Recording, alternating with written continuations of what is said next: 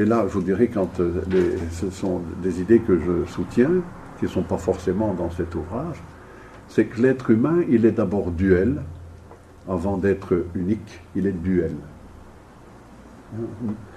Nous sommes d'abord des êtres sociaux avant d'être des êtres psychologiques.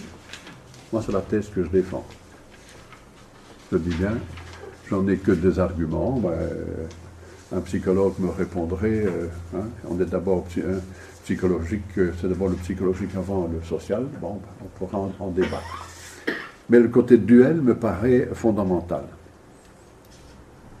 Il faut qu'il y ait une tension. Pour être, une tension doit exister. S'il n'y a pas de tension, c'est la mort.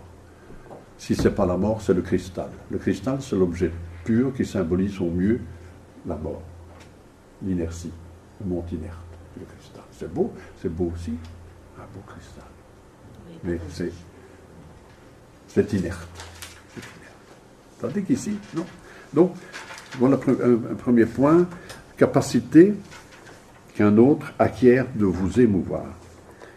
C'est donc ce pouvoir réciproque de dispenser à l'autre une joie vive. Donc, dans ce sentiment amoureux, il y a cet autre qui a le pouvoir, ça devient un pouvoir réciproque, de dispenser de l'un à l'autre une joie vive. Bon. Ceci dit, l'amour, c'est une notion extrêmement complexe. Donc, l'auteur nous dira qu'il faut parler essentiellement de l'amour naissant.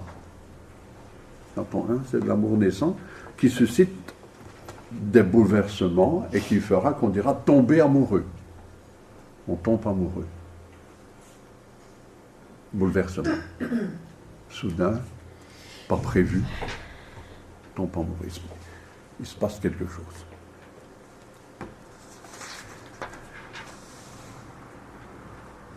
Dans cet événement, dans ce phénomène, tout se passe comme si chacun rejoignait